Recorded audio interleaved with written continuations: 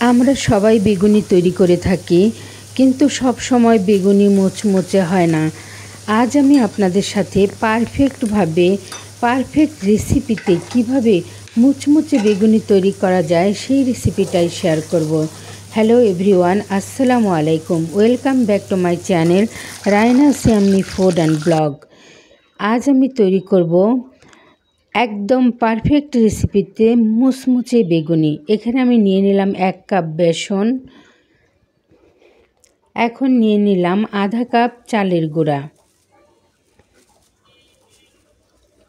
এখন দিয়ে দিচ্ছি আদা রসুনের পেস্ট, দিয়ে দিচ্ছি হলুদ, মরিচ, ধনিয়ার গুঁড়া পরিমাণ মতো, দিয়ে দিলাম জিরা পাউডার, দিয়ে দিলাম লবণ পরিমাণ মতো লবণ দিয়ে এখন খুব ভালোভাবে পানি দিয়ে আমি ব্যাটারটা তৈরি করে নেব।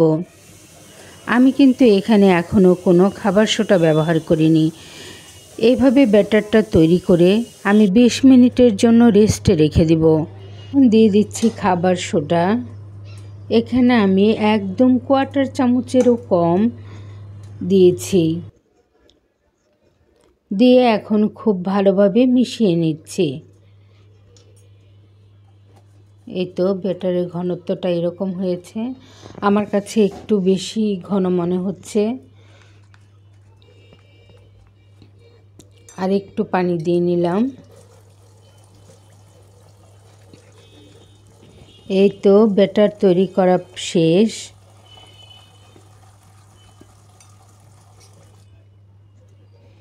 এখন আমি ভাজতে চলে যাব। চুলায় প্যান বসিয়ে দিয়েছি, গরম হলে দিয়ে দিচ্ছি পর্যাপ্ত পরিমাণে তেল।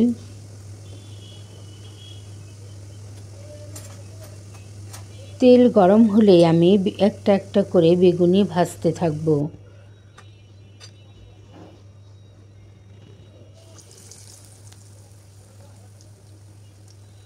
এই তো বেগুনি দিয়ে দিচ্ছি।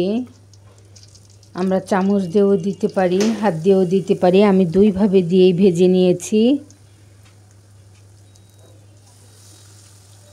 দেখুন দেওয়ার সাথে সাথে কেমন ফুলে উঠেছে।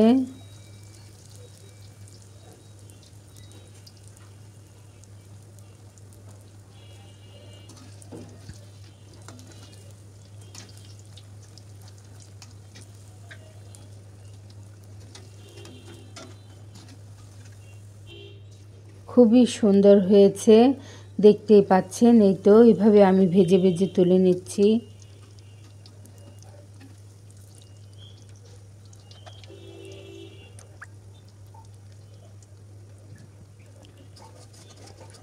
খুব ভালোভাবে আস্তে জালে আমি বেগুনিগুলো মুচমুচে করে ভেজে নিচ্ছি।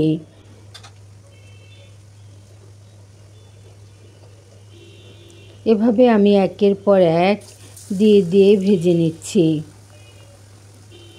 এই তো এবার আমি হাত দিয়ে দিচ্ছি।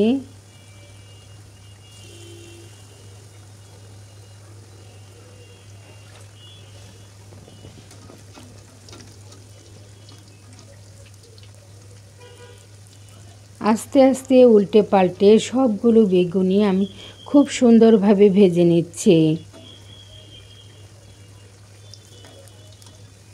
আমার এই রেসিপিটা ফলো করলে একদম নিরাশ হবেন না। বাজারের চেয়েও মুচমুচে বেগুনি তৈরি হয়ে যাবে। খুবই মজার এই বেগুনি।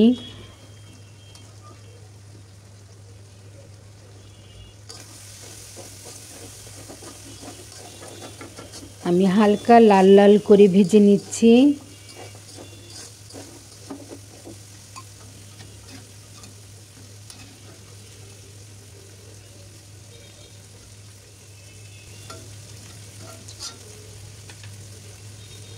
এভাবেই একের পর এক দিয়ে দিয়ে আমি সবগুলো বেগুনি ভেজে নিলাম। এই তো আমার ভাজা শেষ। এখন সার্ভ করে নিয়েছি। দেখতেই পাচ্ছেন কতটা সুন্দর হয়েছে, খেতেও ভীষণ মজার, খুবই মুচমুচে। অনেকক্ষণ, বেশ কিছুক্ষণ ধরেই মুচমুচে থাকে এইভাবে বেগুনি তৈরি করলে। আমার পাশে থাকার জন্য সবাইকে অসংখ্য অসংখ্য ধন্যবাদ। আসসালামু আলাইকুম।